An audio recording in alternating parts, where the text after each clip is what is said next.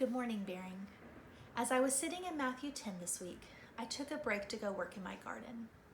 One of my favorite spiritual practices for the last 5 years has been gardening, especially in the springtime.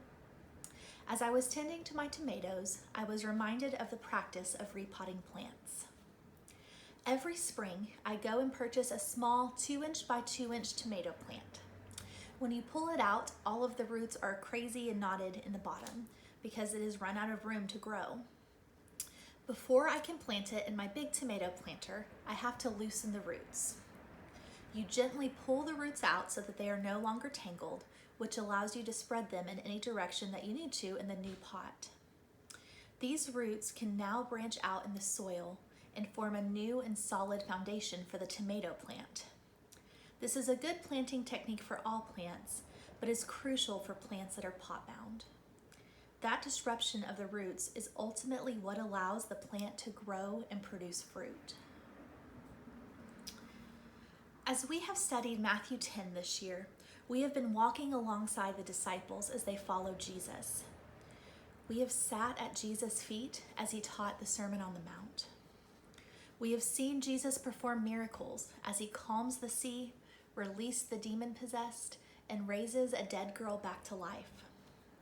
And we have seen Jesus heal hearts and bodies, including a man with leprosy, a paralyzed man, a centurion servant from a town away, and the blind and mute.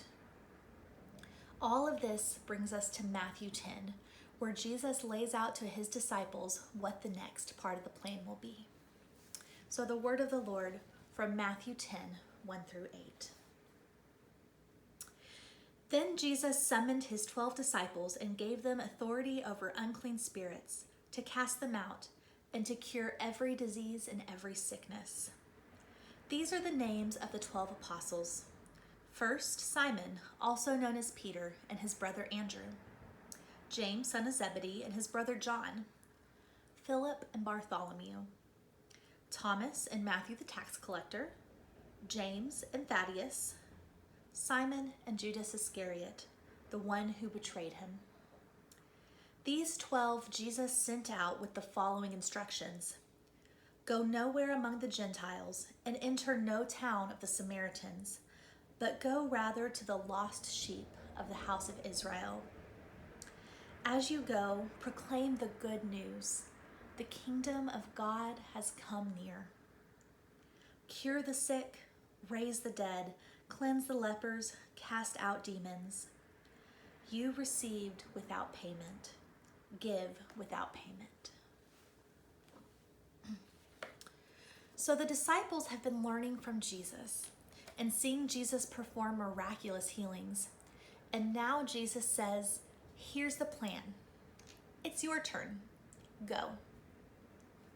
Jesus sends them out to the lost sheep of Israel to proclaim that the kingdom of God has come near. The disciples are to heal the sick, raise the dead, and freely give all that they have been given. Jesus goes on to tell them, it's going to be rough. Be on guard, but don't worry. God will give you the words you need. So don't be afraid. Proclaim loudly the truth that I have given you. The Creator takes care of his creation, and you are God's most precious creation. So when people welcome you, they will welcome God. Imagine with me what the disciples must be feeling in this moment. They have been following Jesus, and crazy and miraculous things are happening. They have had to rethink what they know about life and God, because they have grown and changed as they have grown in relationship with Jesus. When Jesus came, the disciples must have thought that this was it. Jesus had come, and his coming was the fulfillment of all that they had been waiting for. But here in chapter 10, it must have felt like that was all ending. That's it, Jesus? This is the plan? Just go? But Jesus did have a plan. He invited the disciples to look beyond what they saw. Jesus invites them to see that the kingdom of God was already growing, already existing in the places that the disciples least expected it. The kingdom of God was out there among the lost sheep. Jesus was sending them away from him so that they could be a part of that kingdom. And the kingdom of God is here. It is all around us, in our homes, in our lives, in our community, where we least expect it.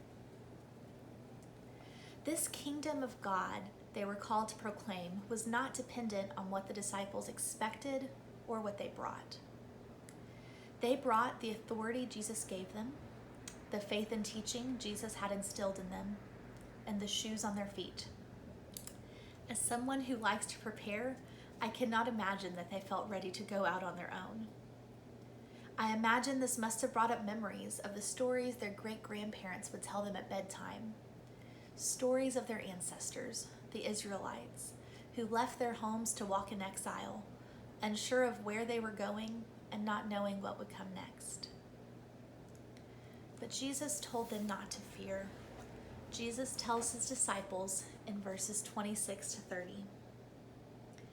So have no fear, for nothing is covered up that will not be uncovered, and nothing secret that will not become known. What I say to you in the dark, tell in the light. And what you hear whispered, proclaim from the housetop. Do not fear those who kill the body, but cannot kill the soul. Rather, fear those who can destroy both soul and body. Are not 2 sparrows sold for a penny? Yet not one of them will fall to the ground apart from your Father. And even the hairs on your head are all counted. So do not be afraid. You are of more value than many sparrows. Jesus had already given them the tools. He had already set the example. And now Jesus is sending them into the unknown without any of the comforts and community that they had grown to love. But they did not need to be afraid, and neither do we, because the kingdom of God is here. It was there among the lost sheep, and it is here in our homes, isolated from the world. So how do we live into the kingdom of God here, in the unplanned and unexpected? We create space for God here. This is an opportunity for us to grow with God. We aren't in the safety of our community, and we don't have our traditions to lie on when it comes to our spiritual growth.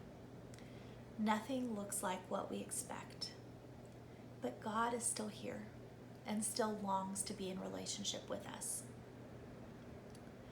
What if we have been sent out so that we can think about who we are as the people of God?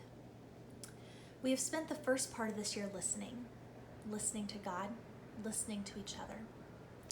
Perhaps this is a space for a deeper time of listening, so that God can remind us who we are and what we are called to. There can be beauty and growth in suffering. The uncomfortable and unknown creates a space for us to grow because it disrupts our expectations, our plans, our certainty of what life looks like. We are left to explore and find new paths and ways to deepen our faith. It is in that disruption that suddenly there is space for growth. Just like the tomatoes we replant in our gardens, our roots have become loosened right now. We have the opportunity to live into the discomfort so that we can grow deep spiritual roots that will sustain us for what comes next. Our roots can grow to create a bigger and stronger foundation for our lives as the people of God and as the church of God. Much like the disciples on that day of their sending, Jesus has given us the opportunity to see new spiritual growth. We already have the tools within us to continue to seek the kingdom of God, even in this unexpected space. So we are not afraid, because even in this unknown space, we know that the kingdom of God is here. We continue to pray. We find new ways to meet God. We continue to serve and encourage and take care of one another, even if that is done by staying inside our own homes. We are faithful to the message we have been called to proclaim. The kingdom of God is among us. And even when there is no one close enough to hear our cries, we will proclaim it to ourselves. The kingdom of God is here. Amen.